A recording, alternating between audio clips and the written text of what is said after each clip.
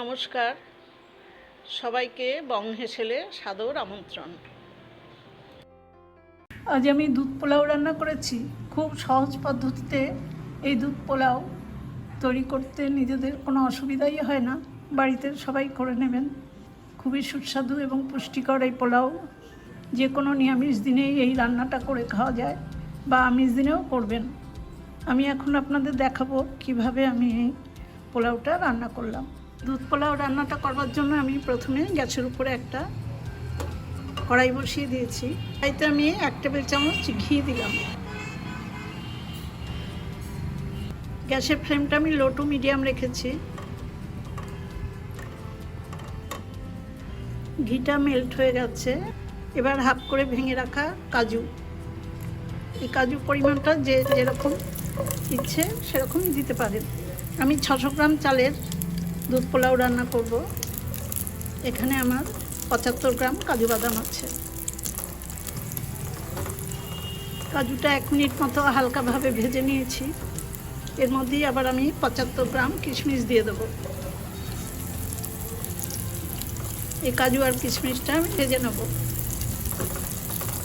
কাজু কিশমিশ দুটোই আমি বাজার থেকে আনার পর ভালো করে ধুয়ে জল ঝরিয়ে নিয়েছি। খুব বেশি ভাজবো না, এরকমই থাকবে।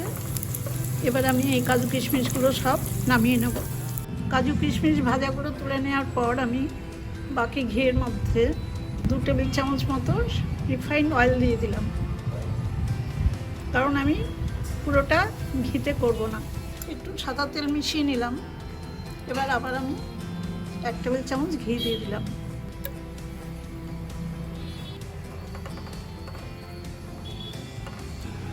গ্যাসের ফ্লেমটা লো টু মিডিয়াম আছে। আমার তেল আর ঘি গরম হয়ে গেছে। এবার আমি 2 টেবিল চামচ আদা কুচি দিলাম। আদাগুলো দেখুন ছাড়িয়ে ভালো করে কুচি করে কেটে নিয়েছি।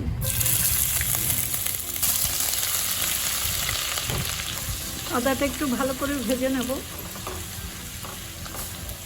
আদা ভাজার মধ্যেই আমি 5-6টা তেজপাতা দিয়ে দিলাম। 1 থেকে 2 মিনিট আমি আদা তেজপাতাটা ভেজে নিয়েছি। এবার গোটা গরম মশলা ফোড়নে দেবো। পরিমাণ মতো দারচিনি, এলাচ আর লবঙ্গ আছে। এলাচগুলো আমি মুখটা ফাটিয়ে দিয়েছি।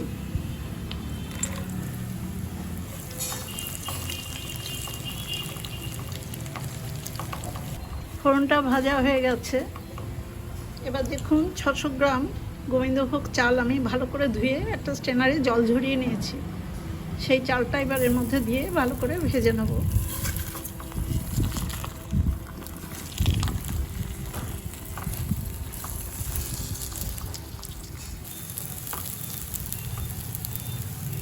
মিডিয়াম টু হাই ফ্লেমে আমি চালগুলো প্রায় 2-3 মিনিট ধরে ভেজে নিচ্ছি। পোলাওয়ের চাল সবসময় একটু ভালো করে ভাজতে হয়, তাহলে পোলাওটা ঝরঝরে হয় এবং চালগুলো ভেঙে যায় না। আমি কিন্তু ওই যে তেজপাতাগুলো ফোড়নে দিয়েছিলাম, সেই তেজপাতাগুলো তুলে নিয়েছি, কারণ তেজপাতার সাথে চাল ভাজলে চাল ছিটকে যায়, বাইরে বেরিয়ে যায়। এবার আমি হাফ চামচের একটু বেশি 3/4 চামচ মতো লবণ দিলাম। দুধ পোলাও তো সাদাই হবে, সেই জন্য আমি কোনো হলুদ ব্যবহার করব না।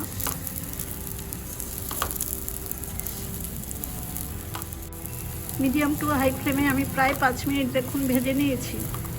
প্রতিটা চাল আলাদা হয়ে গেছে আর গায়ে জল লেগে নেই। চালটা ভাজা হয়ে গেছে। আমি 600 গ্রাম চাল এই বাটিটাতে মেপে দেখেছি 2 বাটি হয়েছে। 2 বাটি চালে আমি পোলাও করতে গেলে 4 বাটি জল দিতে হবে। যেহেতু দুধ পোলাও, সেই জন্য আমি এই বাটি 3 বাটি জল আর 1 বাটি দুধ দিয়ে ভালো করে গরম করে নিয়েছি।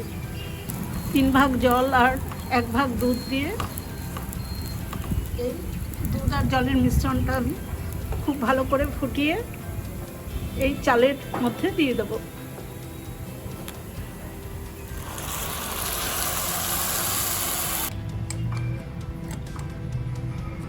দুধ জলটা ফুটে উঠেছে। এবার আমি দেখুন 150 গ্রাম মতো চিনি দিলাম। আমার 600 গ্রাম চালে আমি 4 ভাগের 1 ভাগ 150 গ্রাম চিনি দিলাম। চিনির পরিমাণটাও আপনারা নিজেদের পছন্দ মতো দেবেন, যে যেরকম স্বাদ মনে করে, বেশি মিষ্টি খেলে বেশি বা কম খেলে কম। এবার আমার ভেজে তুলে রাখা তেজপাতা আর কাজু কিশমিশগুলো দিয়ে দিলাম।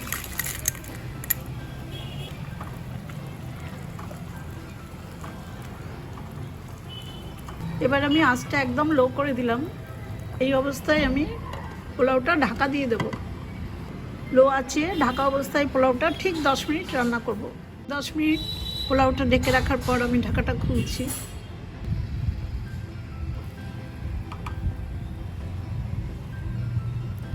একটু উল্টিয়ে দিচ্ছি, এবার নিচের দিকটা ওপরে করে দেব।